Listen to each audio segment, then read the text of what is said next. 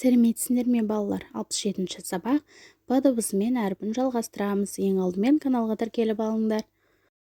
Сабағымызды бастайық. Бірінші қарамен жазылған сөздерді оқиық. Тап, кітап, әріп, әліппе, шопан, шапан, пана, баспана.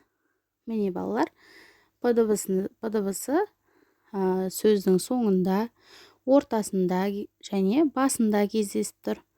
Келесі сөзді, сөйлемді толықтырамыз.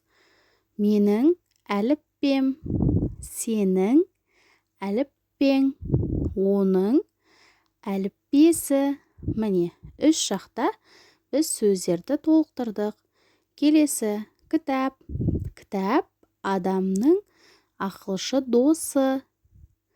Кітапты ақындар, жазушылар жазады. Суретшілер суретін салады. Кітапты ұқыпты, таза ұстау керек. Мәтінді өздерің тағы да қайталап оқыңдар балалар. Келесі тапсырма бізге орны ауыстырылып берілген сөйлемдер берілген екен. Ол сөйлемдерді өз ретімен қояйық. Бірінші, кітап адамның досы. Кітапты ақындар, жазушылар жазады. Суретшілер суретін салады. Кітапты таза ұстау керек. Міне балалар, біз берілген сөйлемдерді орнына дұрыс қойдық. Келесі бізде сөздер берілген. Ортадағы әріпке қараймыз. Әрпі, яғни доп деген сөзге әрпін қоссақ, сөз қалай өзгереді?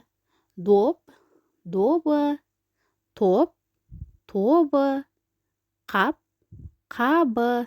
Міне, әрпін қосқаннан кейін П әрпі дыбыстық өзгеріске ұшырап, Б әрпіне айналып тұр. Келесі жап, жабу, шап, шабу, сеп, себу.